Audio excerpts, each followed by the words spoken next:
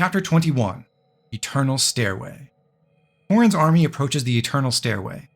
They expect to meet Hoshidan forces, but something more sinister awaits them in the dark.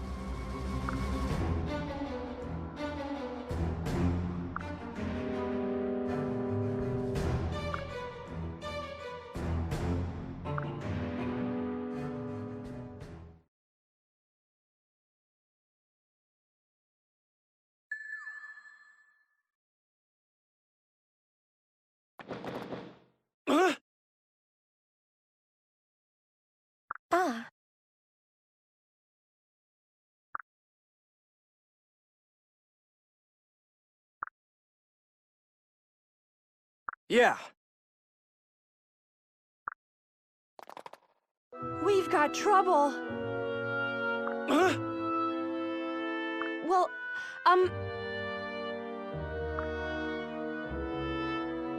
Unacceptable.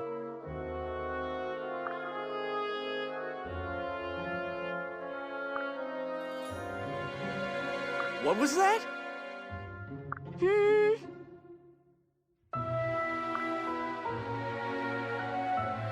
It can't be. No.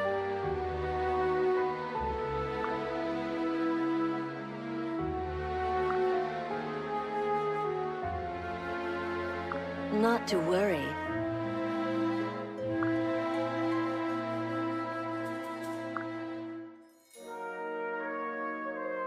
Yes.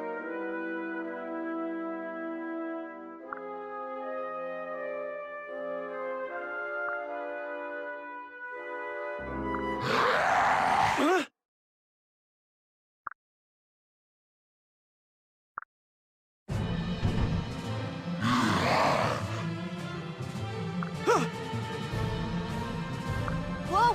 Whoa! Whoa! Oh!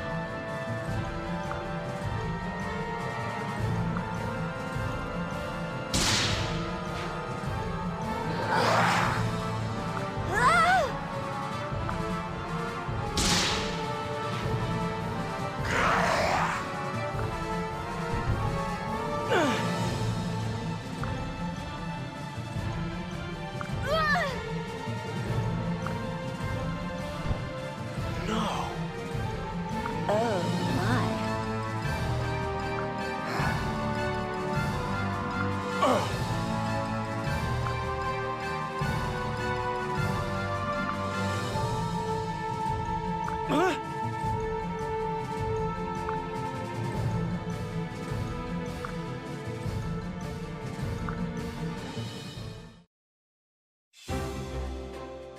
As Corrin has just announced, our goal here at the Eternal Stairway is to reach the top of the stairs and have every unit escape.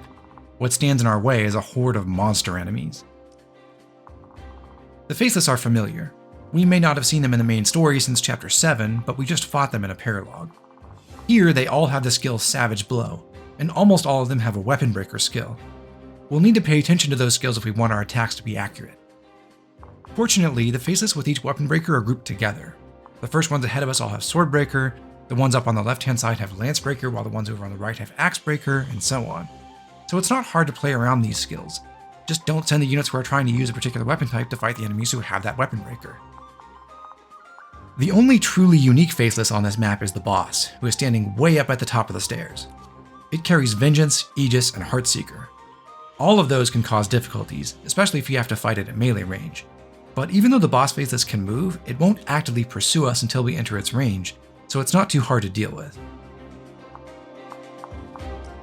The real threat on this map comes from these new enemies, the Stoneborn. Their rock weapons have enormous range, 1 to 5 tiles. Because they easily outrange every weapon you have access to as the player, it is normally impossible to fight them on enemy phase. Stoneborn weapons can't make follow-up attacks, and that does limit their damage output, but because a 5-tile attack range is so unfamiliar, it's easy to get careless and accidentally leave a frail or injured unit within their reach.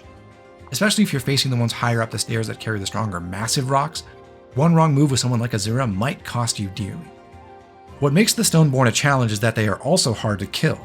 They have good HP and high defense stats, they have Wary Fighter to prevent your units from exploiting their low speed, and they have Renewal to heal off the damage you inflict if you don't manage to kill them in one player phase. Because of those features, killing the Stoneborn generally requires multiple rounds of combat. Even Elise, who would target their lower resistance with her enormous magic stat, cannot do it, not even with Ophelia's para bonuses. One thing we can do to make Elise a much better Stoneborn hunter is to cash in on all her training by once again giving her a wyvern to ride. Becoming a Malignite with Heartseeker and Malefic Aura is Elise's dream, and now she's finally making good on our earlier investment. She is trading away 3 points of magic and 1 point of speed, but that's a pretty low price to pay for flight and renewed access to the Bolt Axe.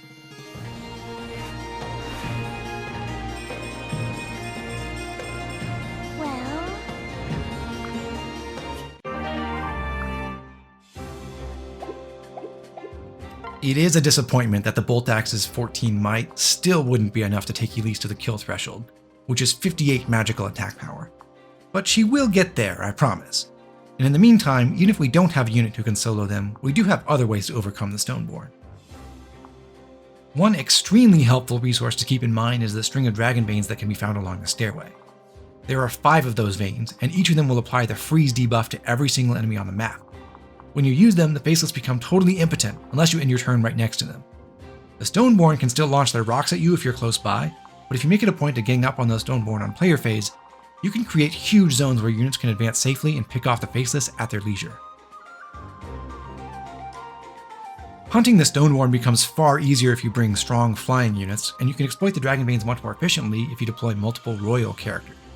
We have a good supply of both, and in fact now that Elise has changed classes, 4 of our 5 flyers are royals. The squad also features Laszlo, Azura, and Flora, mainly for their utility, but also because they need to work on their friendships. Flora in particular is angling to achieve A support with Felicia, who herself is looking to tie the knot with Leo.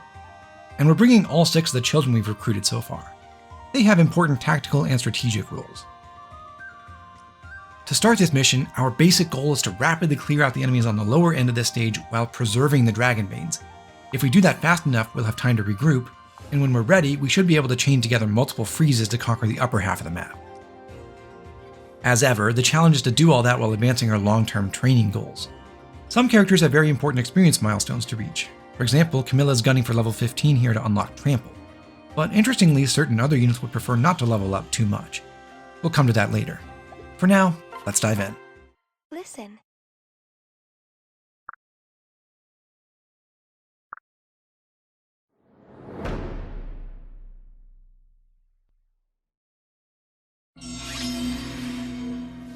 To reiterate, our first objective is to conquer the lower part of the stairway immediately, and we don't want to use up the Dragon Veins just yet. So the team will have to spread out very quickly. That means we'll only have this one chance right at the start of the mission when everyone is grouped up to apply our rallies most efficiently. Percy goes first, applying rally defense to 9 different teammates. Having been boosted, Felicia joins up with Flora, but Flora doesn't go anywhere just yet. Valoria similarly moves over a few steps. Rather than pairing with someone else, she passes Azura over to Shigure. In this spot, Valoria shields Midori from the 2 Faceless in the southeast. She'll fight them both on enemy phase. We'll use a slightly different tactic against the Faceless in the southwest. Soleil heads toward them, but she moves up a bit to rally for both Felicia and Laszlo. Laszlo moves next to his daughter, and he rallies too, providing a large speed boost and also some extra skill and strength to Felicia, Leo, and Soleil. Whereas Valoria will fight both Faceless on her side of the stairs, Laszlo and Soleil will battle 1 Faceless each. I'll do my best. Flora brings her sister up the stairway. There, Felicia can attack, but not kill one of the Faceless. No holding back.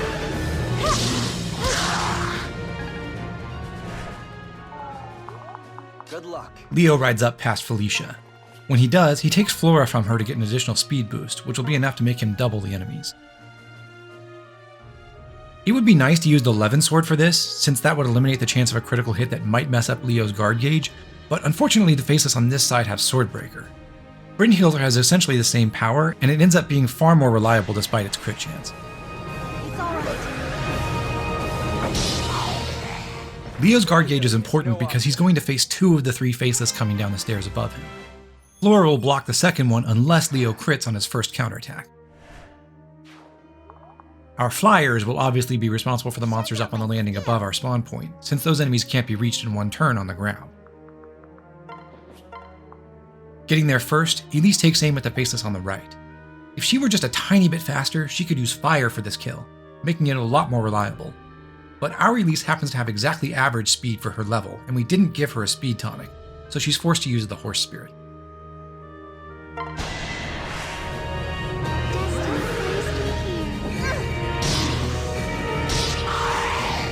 That was too easy.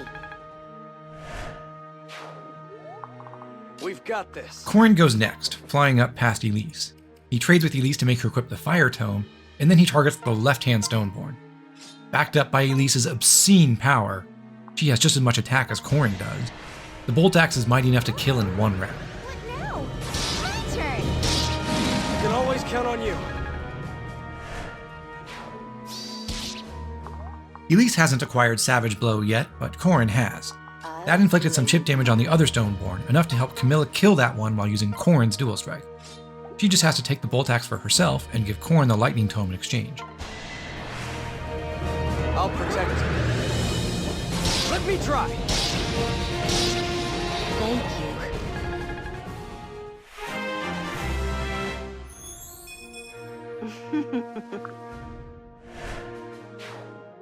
We transferred Azura to Segure so that he would be able to fly his mom up to the 2nd level. There, Azura can sing to Elise, continuing the work on their support ranks that we started back in Soleil's Paralogue. Elise could simply fly over and kill something, but we'd like to bait the entire group of monsters on the right, including the Stoneborn and all the faces around him. To pull that off, Elise simply moves to Azura's right side and drops Ophelia northward, next to Camilla. This maneuver is possible because Ophelia is receiving a lot of support.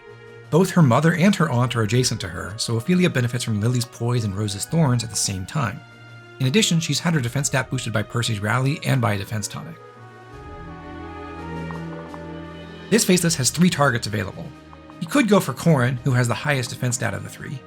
He could also target Azura. She's a lot frailer, but she still survives since her 36 raw bulk, plus Rose's Thorns and Lily's Poise comes out to 40, which is just enough to tank 1 hit. And thanks to Azura's incredible speed, the enemy's hit rates won't be very high. Ophelia is the last option. She's also somewhat frail, and her avoid rate is horrible because of Nosferatu. The AI will see her as the best target because she takes the most damage on average, and she can't kill on the counterattack. Therefore, that faceless in the center is going to attack Ophelia, and he can only do so from above. The next faceless to act will be this one, who can only attack Ophelia. And finally, Ophelia is in range of the Stoneborn to the northeast. Theoretically, that Stoneborn could also target Camilla or Elise, but again, he'll try to maximize damage by hitting our sorcerer.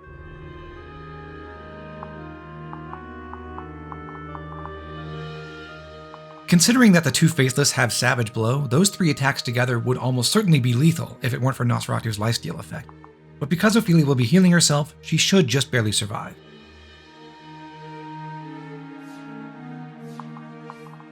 Last to act is Midori. She just waits here to support Valoria.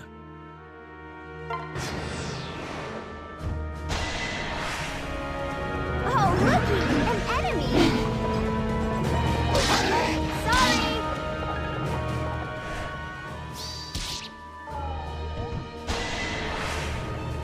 We're hoping not to see any crits from Soleil here, but we would materially benefit from the soul activation. Still, using the Bronze Dagger would probably be preferable overall if it weren't for the fact that we need the extra damage from Iron. Now I'm ready.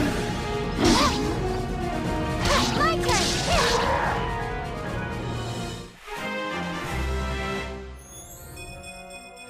It's always nice to get more luck on Valoria.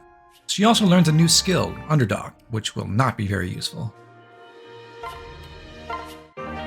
B rank in bows is nice to have on Midori. Can we get her all the way to A?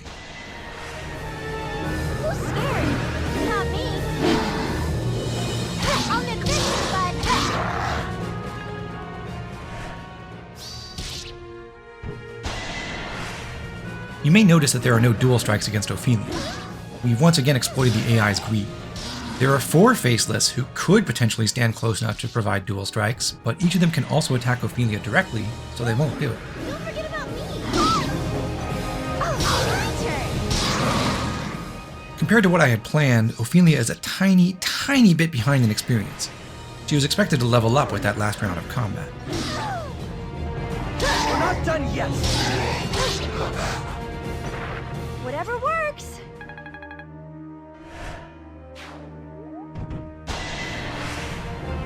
I won't lose. I will erase you. Thankfully, Leo's crit has come on his second attack, which makes it pure fun with no downsides. It's all right. That was close. Was that all?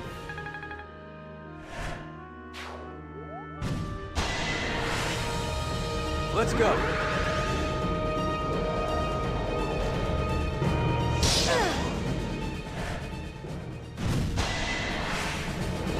Let me help!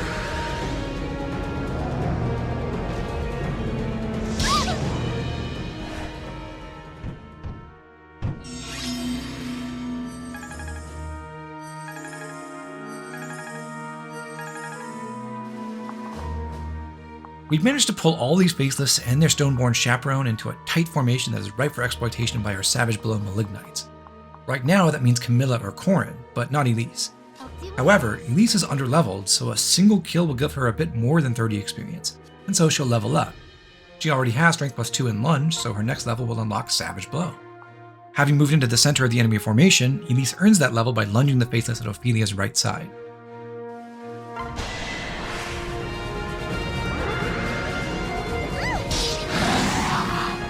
you!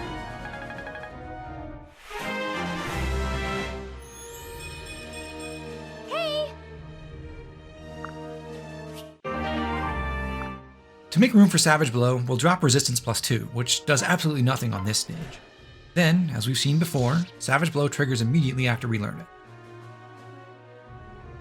Next, Ophelia takes the Bolt Axe from Camilla. Obviously she can't use it herself, she's just carrying it elsewhere. She lunges the faceless on the right using Nosferatu plus Elise's Dual Strike, which is barely strong enough to kill. And because she didn't quite level up before, she gets more experience from this than she otherwise would have. What a performance!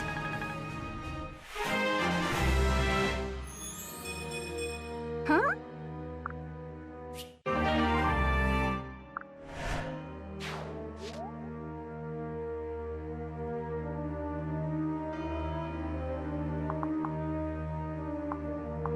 We won't give up. Corrin is the one who receives the Bolt Axe. He gives up his Lightning Tome for it.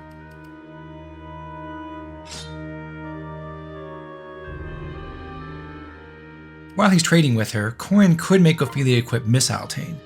That would make her Dual Strike a little bit stronger, though it would cost Ophelia some HP regen. We'll opt not to do that.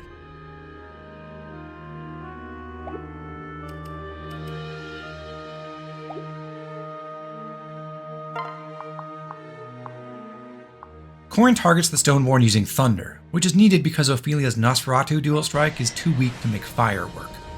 Corrin could also use the Bolt Axe, but it may be slightly better in the long run to go for Tome and not Axe experience. Let's see. how Camilla moves over by Elise to kill one of the 2 wounded faceless. Hey! Don't forget about me!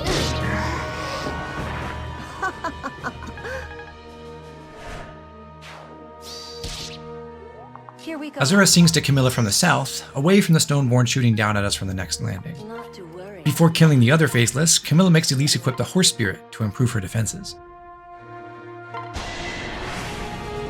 It'll work out. You're so cute. This Stoneborn can attack either Elise or Corrin. The 2 of them have the exact same defense stat after you factor in Rose's Thorns, but Elise is faster and should have higher avoid.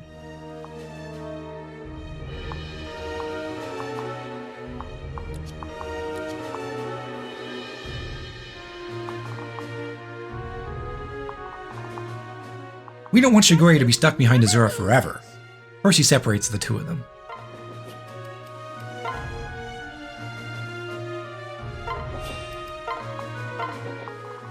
Just for a moment, Valoria is going to run away from the two faceless she just fought.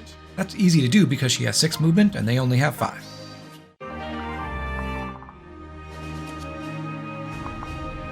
Now I'm in the mix. Midori also makes a full move to the left.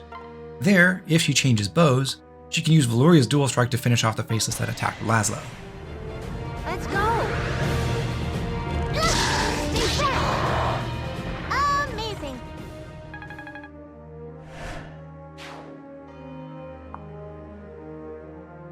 Laszlo moves up by Leo and he rallies to buff Flora. I can support you. After transferring Leo away, Flora can use Soleil's dual strike to get this kill, and she can even make Soleil equip the bronze dagger for it. Just keep on smiling. Bonus round. Impressive.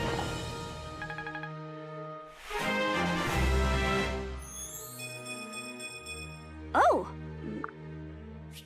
Poison Strike can be useful on this mission, so Soleil keeps it, taking off Rally's skill, which won't be needed.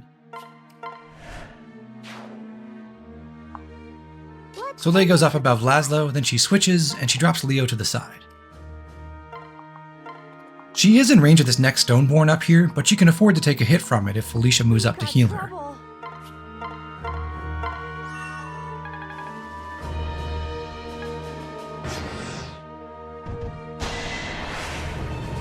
Here I am. We're not done yet.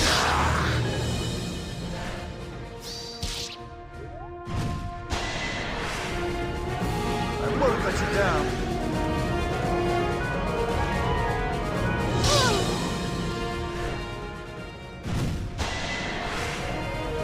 Destiny placed me here.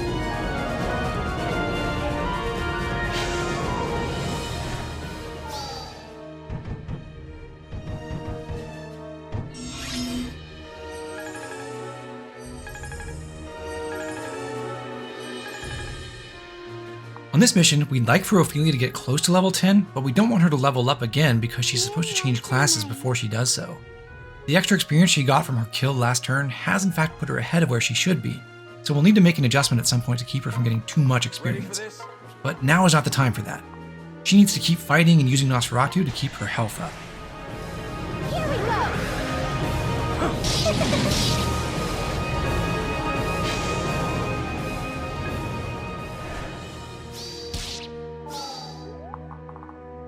We can do this. Azura should keep moving up the stairway, but she won't be able to reach anyone up there even with a full move, so the most productive thing she can do right now is kill the nearest faceless herself. That will move her forward a bit and help her build support with Elise.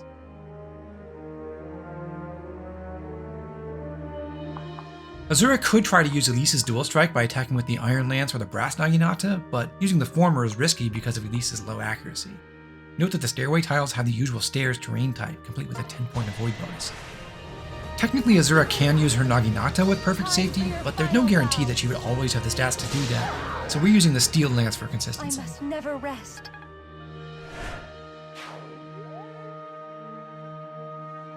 Over here. Elise flies north by her daughter. She takes out the Stoneborn without getting in range of the Faceless further up the stairs. While she does that, she takes the Lightning Tome from Ophelia, and she makes Ophelia equip the Calamity Gate. That's important because the Calamity Gate provides a 1-point speed bonus.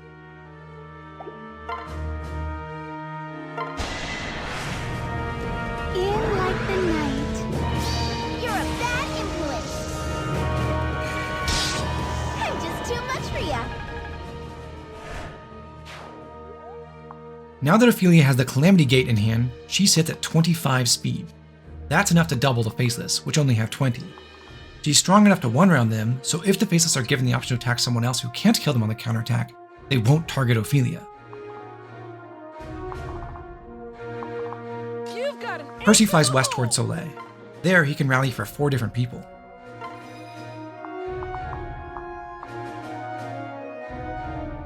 Adorable outfit. Soleil moves up by the Stoneborn. She doesn't attack, she just waits there. Since she has at least 30 listed attacks, she will be able to deal at least 1 point of damage to the Stoneborn with a Dual Strike. Felicia uses Soleil's Dual Strike. Let's do this as a team. Die already!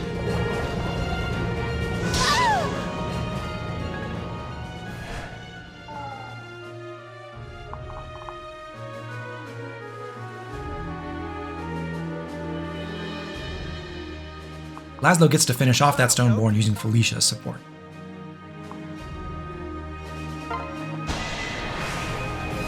I'll help you. Not paying attention? You won that round. Laszlo has absolutely no reason to equip Gamble. He doesn't even have weapons that can crit.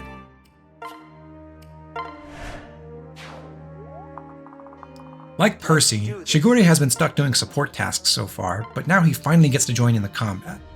He flies down next to Valoria, and he kills one of the faces that she weakened on turn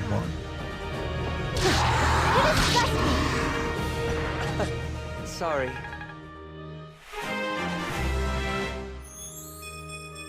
It's showtime!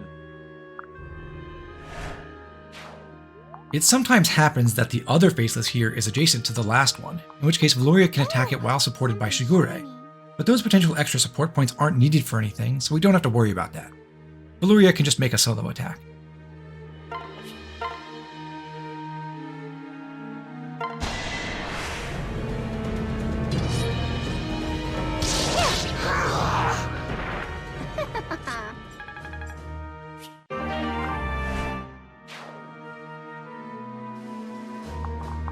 Midori can do this!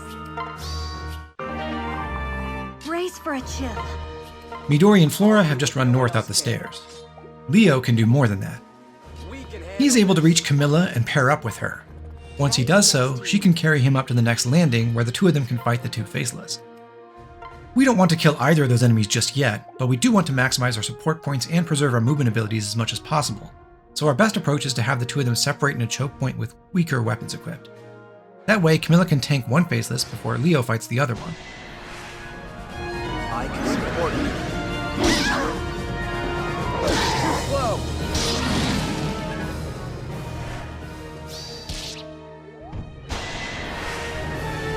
More weaknesses.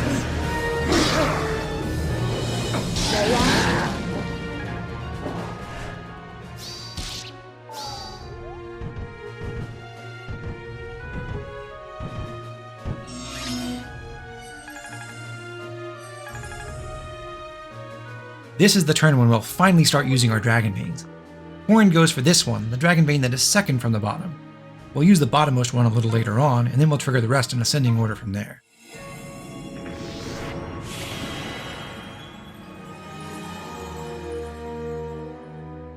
As you can see, all the enemies are frozen in place. Our ability to chain that effect turn after turn is a big reason why we never have to worry about these reinforcements coming from below. Unending waves of enemies with Wary Fighter and Grizzly Wound might otherwise be rather threatening, or at least annoying, but it's easy to outrun them. The reinforcements coming from the top of the map are a different story, if only because they get in our way. Thankfully, they don't have Wary Fighter, so they're easier to get rid of. All of the reinforcements have the skill Void Curse. That makes them worthless in terms of experience points and weapon experience, so there's very little reason to fight them unless they're blocking you. However, you can still earn support points by battling them, and we will exploit that fact, at least to some extent. After hitting the Dragon Vein, our second task on this turn is to cut down the two faceless that just fought Camilla and Leo. For that, Leo unequips his weapons. Adorable. Soleil is about to attack the faceless nearby while adjacent to Leo, but we don't want a dual strike from him. For one thing, depending on Soleil's stats, the addition of a dual strike from Leo might be enough to kill the faceless prematurely. And for another, Leo is like Ophelia. We don't want him to earn too much experience here. Now Laszlo can take the kill. Right now, it's important that he get the kill experience and not his daughter, since Laszlo's rushing toward unlocking Rally Strength. An enemy! Learn some new steps. Felicia wants to reach Leo, but she doesn't quite have enough movement to get there. Luckily, Percy can help her out. It's my lucky day! Again! What should we do? Percy could simply switch and transfer Felicia over to Leo, keeping himself unpaired, but we have him transfer himself to Laszlo instead. By doing that, we can effectively give Flora an extra point of movement too. Don't worry. Flora gets to run up by Laszlo, take Percy, and switch. That allows Percy to drop her one tile farther north.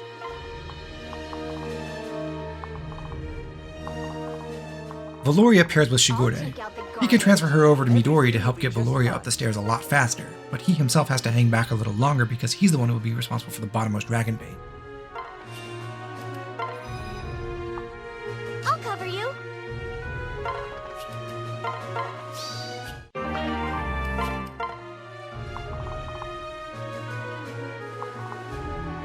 I can support you. With Felicia in tow, Leo re-equips fire so he can support Camilla again. She lunges this faceless. Her hand axe and Leo's dual strike combine for a kill. Such a nuisance. More to come. Sorry, darling. They both level up. Camilla is just one level away from trample now. Oh?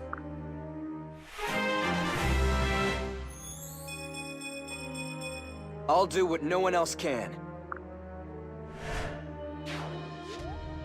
Leo brings Felicia over by Ophelia. There, he'll switch and Felicia will transfer him over. Passing Leo to Ophelia will allow Ophelia to get a little farther up the stairs.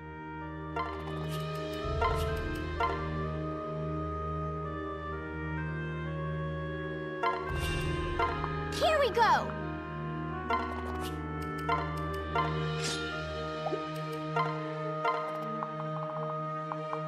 Let's go.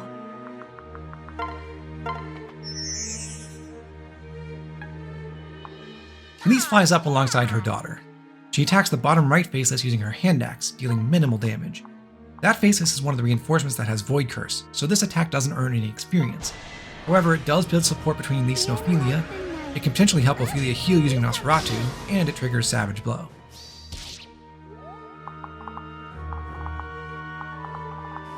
We've got this. Felicia runs up by Elise. She changes Elise's weapon back to fire, and then she uses Elise's support as she kills the faceless above. That faceless is a real one, so Felicia earns a nice amount of experience from a kill.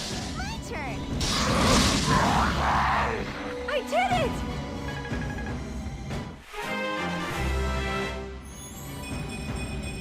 Yes!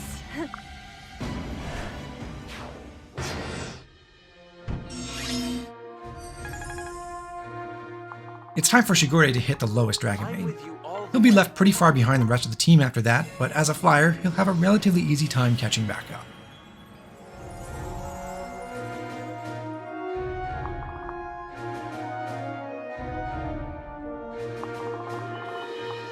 Ophelia moves up just a couple spaces north of Leo, then she uses the Calamity Gate for its speed bonus so she can one-round the faceless to the southeast.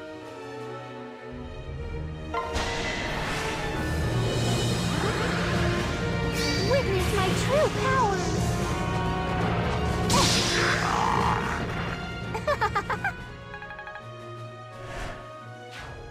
Ophelia now has 76 experience points. Again, that's a little bit more than we were expecting at this point, and that happened because she managed to get a kill at level 8.99 when she ought to have already hit level 9.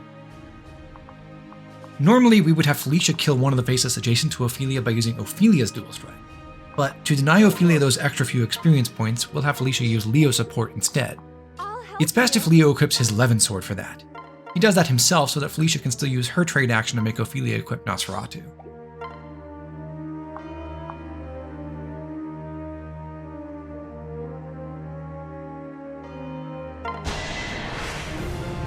What are you waiting for? Concentrate! Whatever works.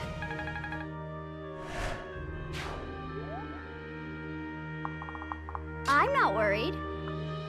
Soleil goes northeast, following her compatriots. She has a respectable amount of HP right now, but it was possible, if she hadn't dodged anything and never triggered Good Fortune or Soul, that she may have been very, very low on health.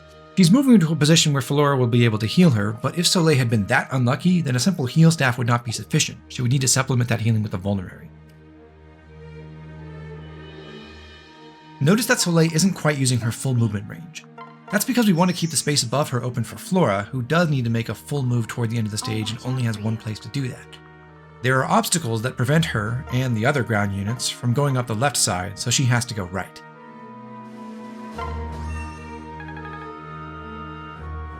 With some inspiration from Azura, Soleil rides up by Ophelia, and she weakens the Faceless on the left using Ophelia's support. This move leaves her adjacent to another Faceless that she'll fight on enemy phase, hence the concern about having enough HP. My foes should fear me. Glad to help. A little while ago, we traded the Lightning Tome around to Elise. Before that, she had just reached C rank in tomes. What you're about to see her do makes me feel things that I couldn't put into words. Luckily, someone else wrote those words for me. Baby, you're like lightning in a bottle. I can't let you go down, and I got it. And all I need is to be struck by your electric love.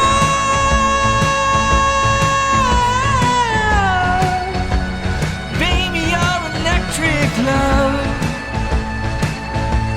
Electric love.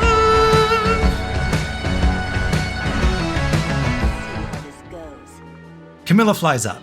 She kills the wounded Faceless, but she also indirectly hits the Stoneborn at the middle of the stairs.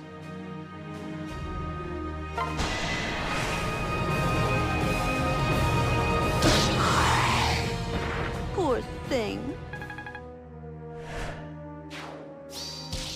Lunging that Faceless has moved Camilla beyond the range of the Stoneborn at the top landing.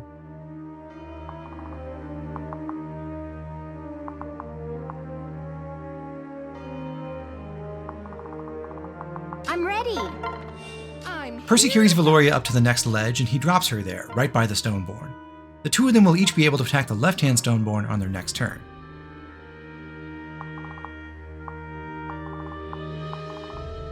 In the meantime, Percy is positioned to assist Leo with the dual strike.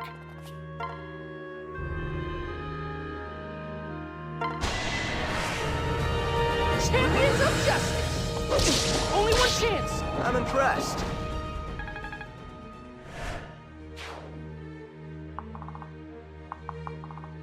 Midori will hang back to help Shigure catch up. He has 8 movement, but there are 9 tiles between them right now, so Midori has to move down 1 space for Shigure to reach her. I'll cover you. Corrin joins Laszlo, and they both go northeast toward the rest of the team. Come on, smile for me.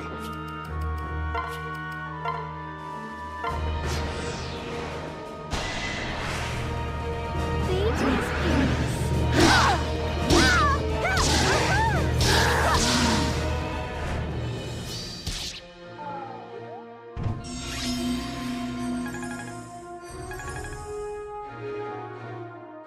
Camilla is in charge of the 3rd Dragon I'll Vein. take care of this.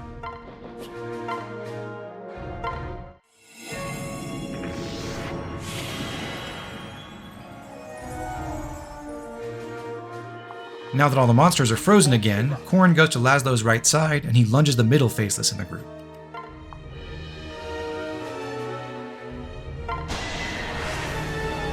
We'll be just fine. Huh, there we go. That lunge puts Corrin and Felicia 2 spaces apart. It's all right. Flora goes between them. She seizes the Bronze Dagger from Soleil, since she can use that together with Felicia's dual strike to finish off the uppermost Faceless.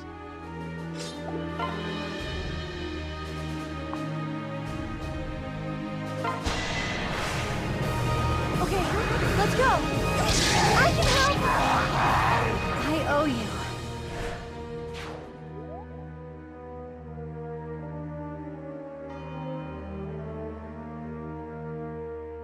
Ophelia goes northeast, waiting just outside of enemy range. Soleil does likewise, but she only moves 2 spaces.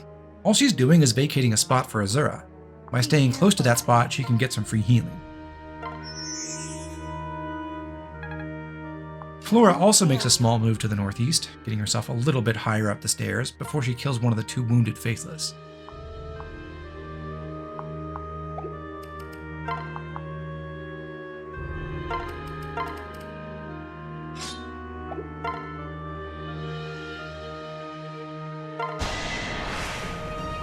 I believe you.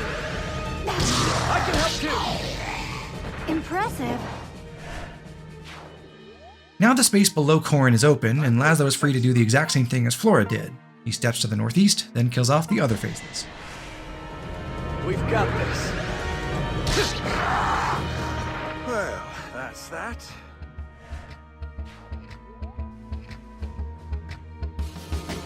Thunder's getting louder and louder and louder.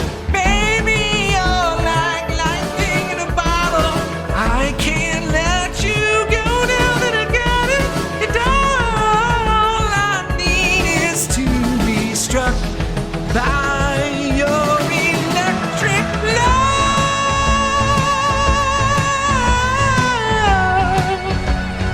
Baby, your electric love. Electric love.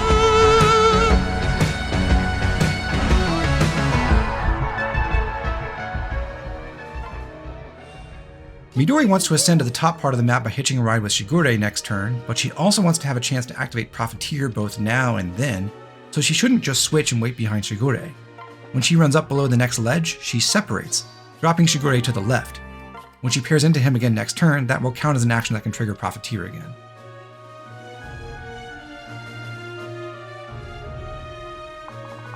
Valoria and Percy execute their plan to attack the Stoneborn on the left side of the stairs. In fact, Valoria is trapping it there, so even if it wasn't frozen, this would be a rare case where we would be able to continue fighting it on enemy phase. That Stoneborn does a good amount of damage, but not enough to kill either of them in 2 hits. Let's take him out!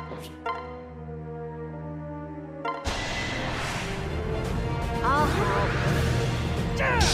So annoyed right now!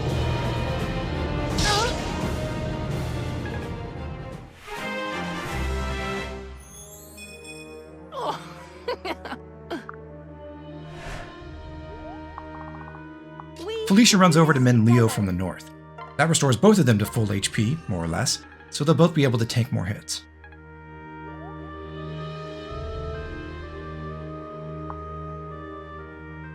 Leo in particular can take quite a bit more punishment now that he's back at full health. To exploit that fact, he rides over by the Stoneborn in the northwest, and he just waits there with his Levin sword equipped. He won't kill with his counterattack, but he will deal a lot of damage.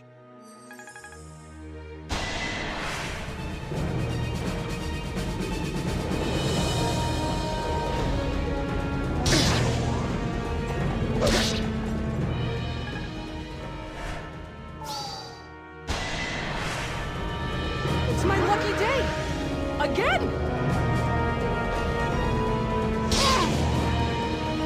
Don't forget me!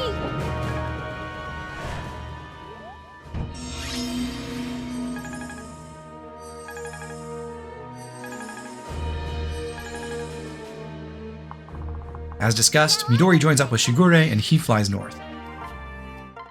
So strong. Shigure can just barely reach this next Dragonbane. He spends his turn activating it, but since there's a Faceless right next to it, he's still going to see some combat.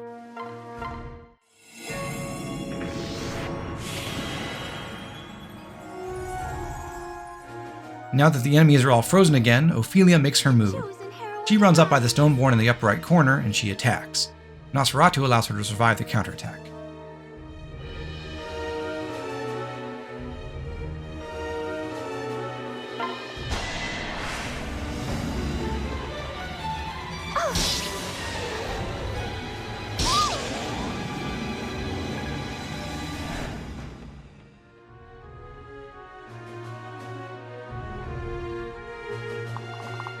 I can help. Soleil comes up by Ophelia. She finishes off the Stoneborn, opting to use her bronze bow so that Ophelia will be guaranteed to get a dual strike in.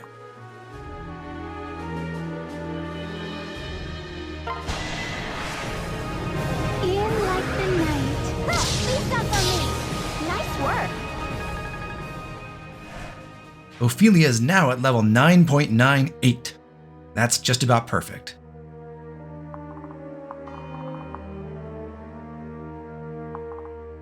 Camilla fell behind when she activated the last Dragonbane.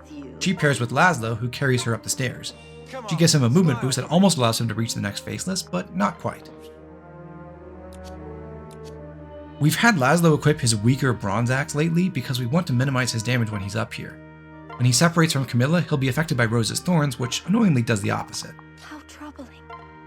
Azura sings to Camilla, but Camilla doesn't move away from Laszlo. Rather, she goes to his left side, close to the pack of Faces that have been streaming in as reinforcements. Attacking from there will allow her to damage them all with Savage Blow, though she also lunges so she doesn't have to fight them on enemy phase.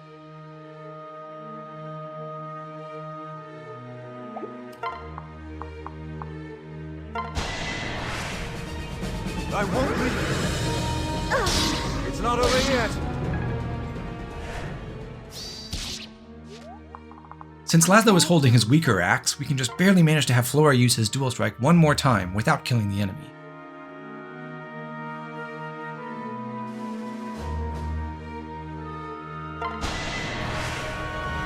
I'll be strong for you. Here we go.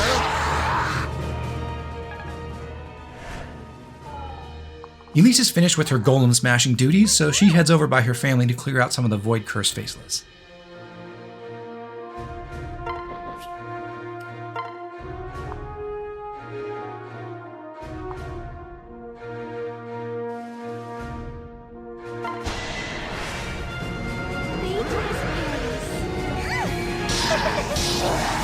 No more holding back! That's right, Elise. No more holding back. Hearing her critical cut-in lines is a rare treat. In our last action on the right side of the stairs, Horn flies up north of Laszlo. He trades his bolt axe to Elise for the horse spirit, and then he uses that horse spirit along with Laszlo's support to kill the next faceless to the west.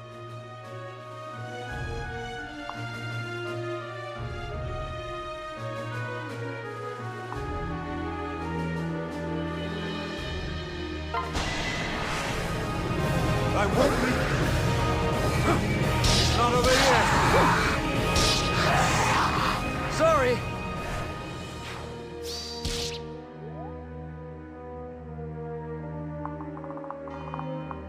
Shall we? Felicia defeats the Stoneborn, opting to use her hunter's knife so that she gets all her damage from Leo's dual strike. Such a nuisance. We're not done yet. Whoa! What are you waiting Leo attacks for? this next faceless. He has several ways to do that, but he opts for the one that will do the least damage, which is to use his Kodachi.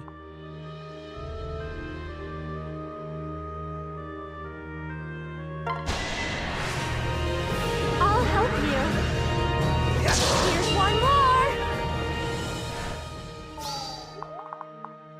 Valoria and Percy work together to take down the last Stoneborn. Champions of justice! Too slow, chump!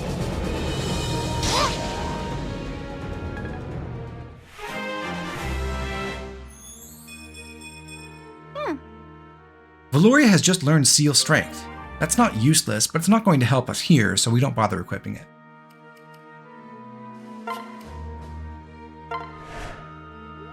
Justice never loses! I'll help. Nonsense! Neato!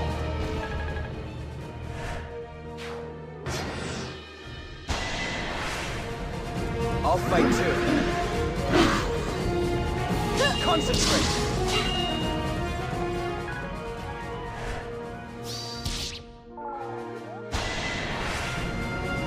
And here's Midori.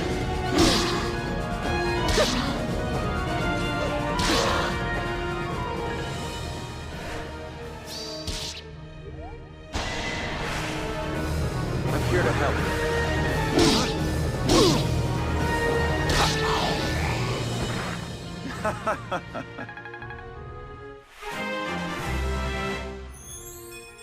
Laszlo has reached level 11, so he gets his third Berserker skill, Rally Strength.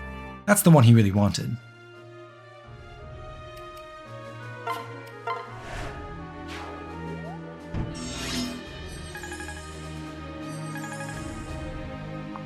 We're almost done.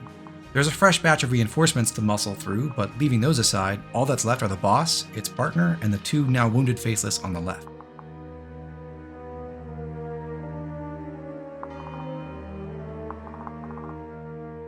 To get things moving, Corrin goes to Laszlo's left side, since that is once again the best place to attack from if we wish to maximize damage from Savage Blow.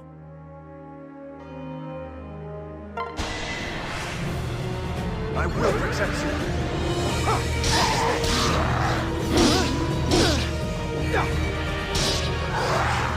Guess I did it right.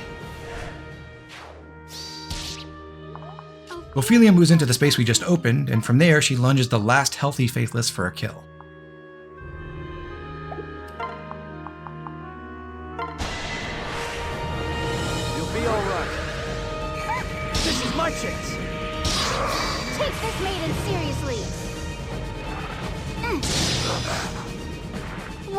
What is this?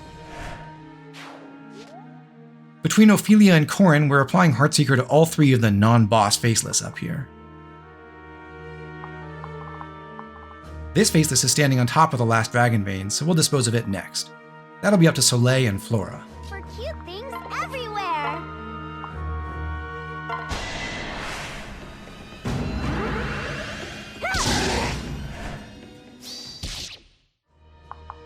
I'll do my best.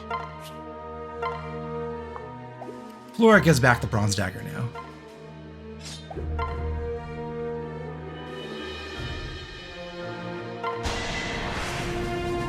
I'm not worried. Hey, over here! I owe you. The dragon vein is open. This time, Elise hits it.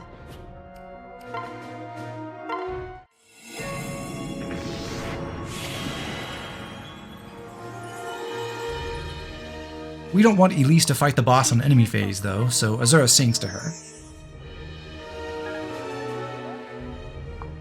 Elise retreats toward her big sister, and from there she eliminates another faceless.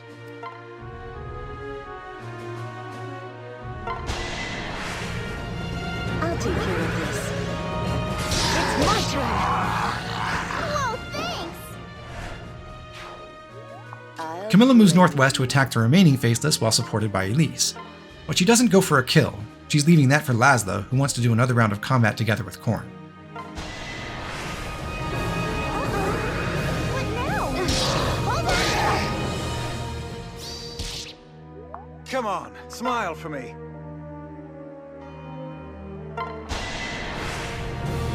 Ready for this? Learn some new steps.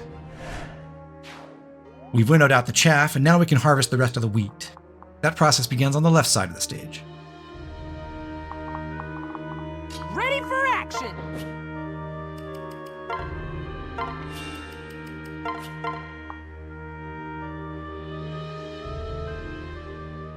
Percy comes up and takes Midori, switching to her so that she can shoot the healthier faces with her bow. That maneuver enables Shigure to use Midori's dual strike as he kills the faceless above. Lightning Midori! It's got to stop! Impressive skill. Valoria runs up to reunite with Percy. He chips down the other faceless again.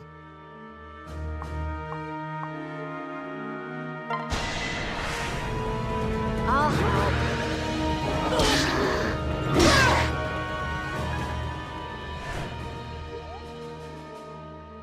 Leo backs up a little bit before he finishes off the faceless. Doing that will allow Valoria to end up a little closer to the boss, since Felicia will be able to move into Leo's former position and separate her from Percy. We've got this! Failure is no option. We've got trouble.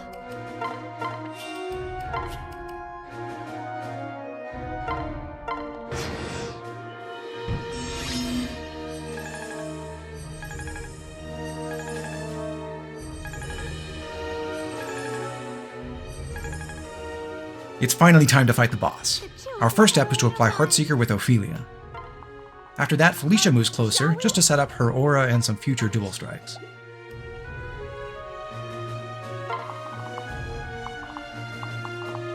Who's scared? Midori joins Percy, and he flies over to attack the boss You're welcome himself. here. He's slow enough that the boss doubles him, but he could survive despite that handicap, even if he weren't about to fill his guard gauge. Funnily enough, our Percy's slowness works to Midori's benefit, since it gives her some experience from dual guarding that she otherwise would not be getting.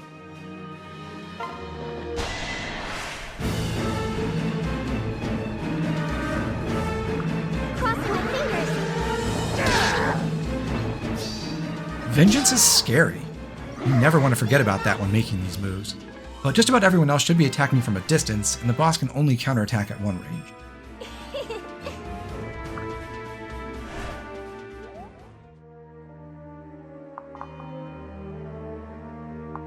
Everything will be just Shigure flies over and grabs Midori so that she too can take a shot at the boss.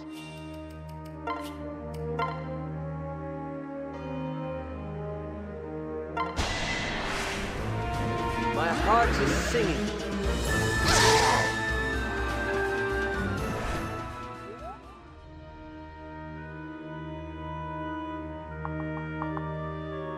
Let's end this with a smile. Soleil moves next to Percy. When she attacks the boss faceless, she selects a dagger that will deal at least 2 damage, not the bronze dagger. That's because the boss has Aegis, and we don't want that to nullify our entire attack.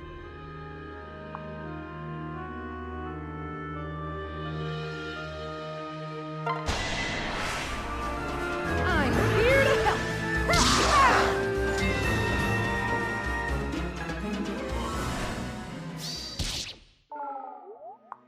The problem we have now is that the boss faceless has a full guard gauge.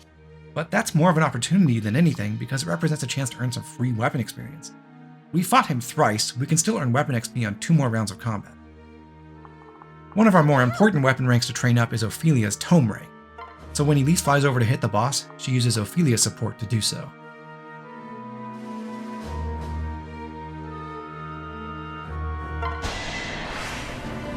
Fate is endless. Witness my true powers.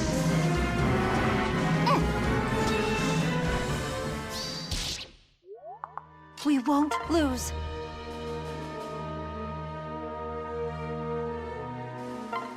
Once Azura sings to Elise, Elise can do the same thing again, and since she's using her hand axe, she still won't kill the boss.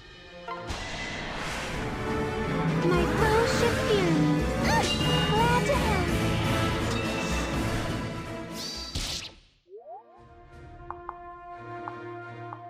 Corrin moves to the boss's south side. There, he'll earn some more support points with Flora, but not with anyone else. How wonderful. Now that Corrin has gone away, Camilla swoops in to steal the kill.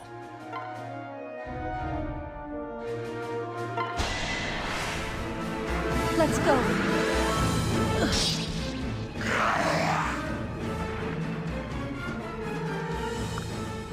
That kill gets her all the way to level 15, and so she finally learns Trample.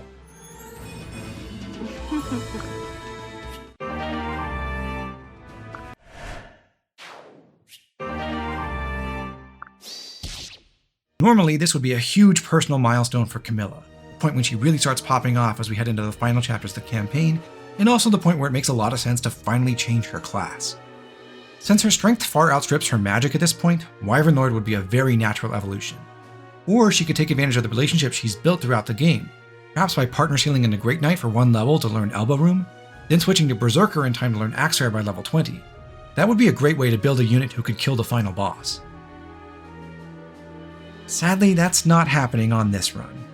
Now that she has unlocked this key skill, it's time for her to retire. We're never going to see Camilla in her full glory, though her legacy will live on through her daughter, whom we'll meet a while from now. Until then, we owe Camilla some congratulations and some gratitude for the tremendous contributions she has made throughout her career, though it must be said that we've used her far less than she deserved. We do have one more enemy to kill.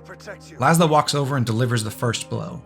Since we're trying to kill this faceless in more than 2 rounds of combat, he deliberately uses the weakest dual strike available.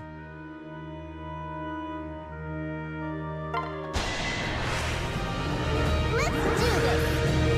Your turn.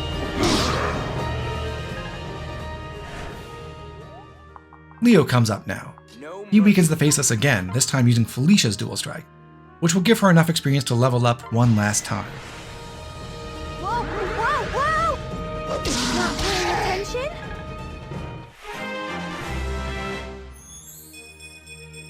Yes! As it turns out, that will be Felicia's final battle. She's also retiring now. The timing is a little unfair to her because it's hard for anyone to measure up against Camilla, but we have to acknowledge how much of a workhorse Felicia has been. She started at level 1 back in chapter 6, when she's normally supposed to be at least level 3 or so. She shouldered almost all of the staff work until Jacob arrived 10 chapters later. She made plenty of small contributions with her daggers and her personal skill and her Demoiselle aura, and she even got her fair share of outright kills, particularly against mages after she learned Tomebreaker. I would say she acquitted herself pretty well.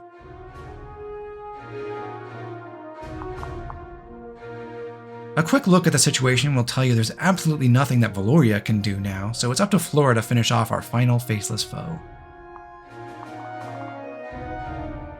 I can support you. I won't lose.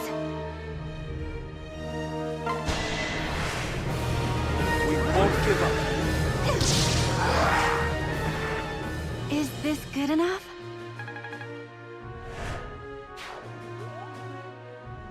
We're done, but we still have to go through the formality of having everyone I'll escape. take out the garbage. Valoria gets to do it one turn early. Look at these poor guys. They didn't even make it past the first landing.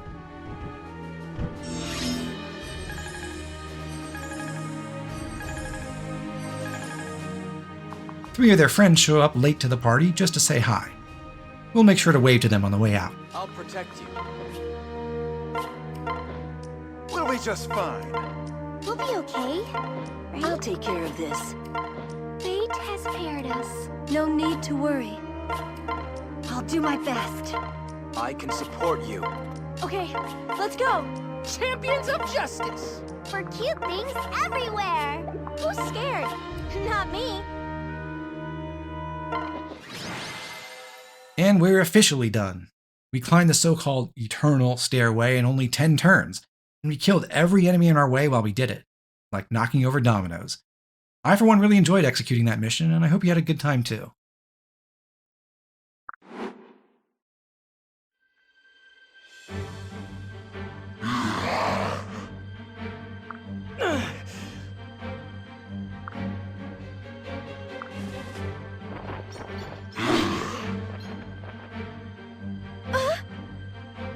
Yeah.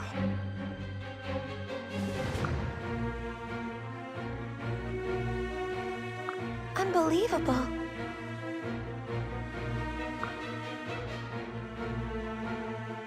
Ugh. Let me try.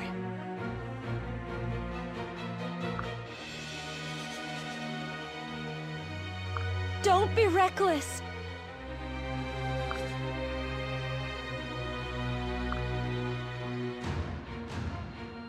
Hey.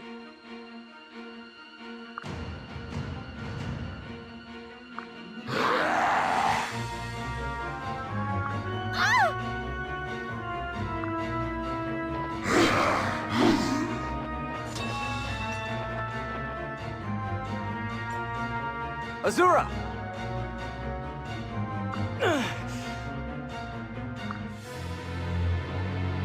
Go on. Let us begin. We've got this.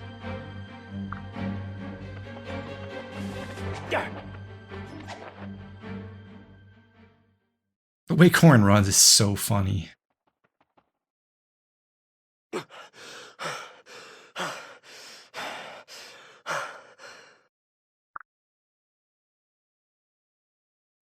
For all our cleverness in the recent battle, we forgot about one huge threat, the vaunted Stealth Faceless.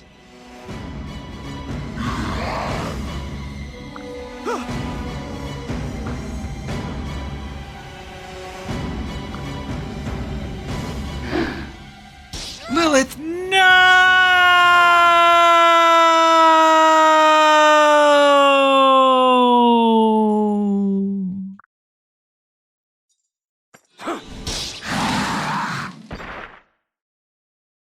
Why? Why, Lilith, why?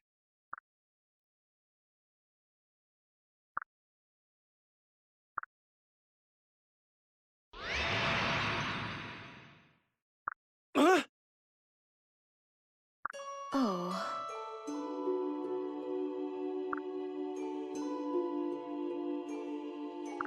No. You aren't allowed to die, Lilith. Please. I need you to live. I'm sorry.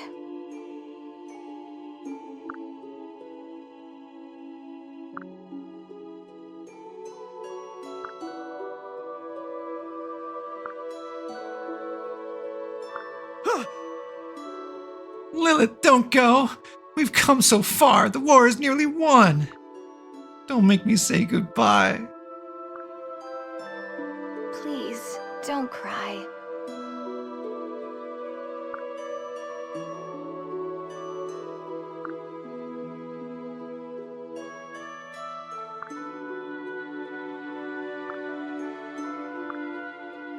Lilith? Lilith! It can't be! Wake up! I order you to wake up right now! Why would you do that? You're dead because of me. Okay, I'll stop now. Lilith's death scene is infamous as a bad attempt at pathos. What's funny about it to me is that, if you recall, Lilith already had something of a noble sacrifice way back in Chapter 3, when she permanently gave up her human form to rescue us from the bottomless canyon. And then after the beginning of Chapter 7, she disappeared from the story entirely. You could be forgiven for forgetting that she existed at all. Truly. Lilith seems like a relic from an earlier draft where Corrin's dragon heritage might have been a little bit more central to the story. But in the final game, that was forgotten too. Anyway, Lilith's dead now, but not to worry, this doesn't have an impact on gameplay. We're still allowed to make sacrifices at her altar for money. Hooray!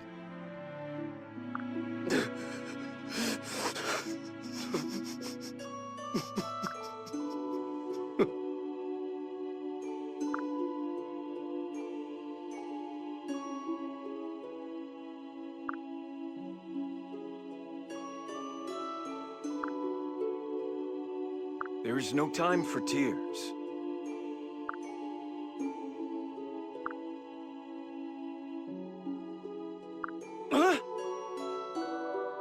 Listen.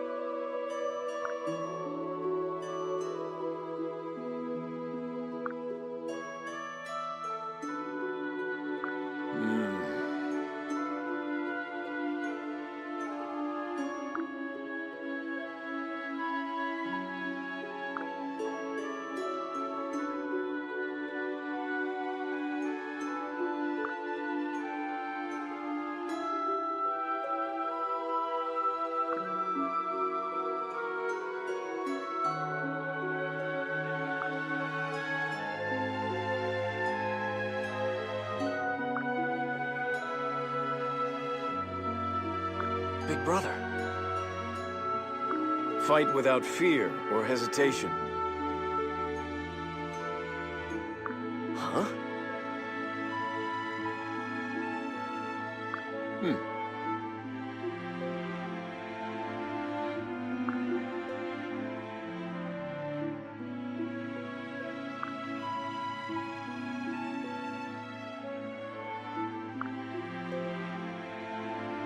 Yeah.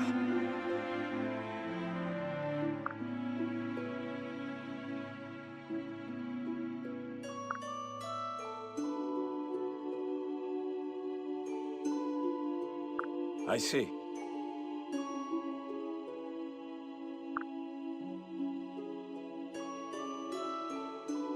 Understood.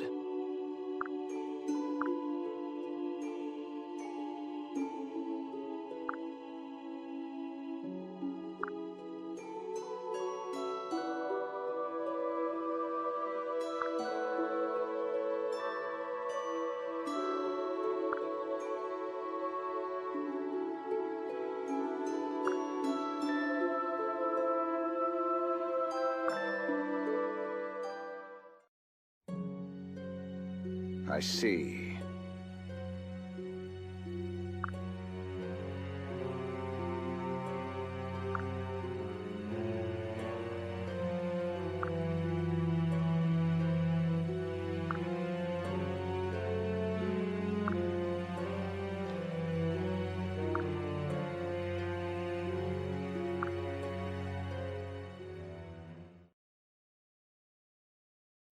To echo what Corrin just said, we are a stone's throw away from the Hoshidan Heartlands, and the road to the capital is open.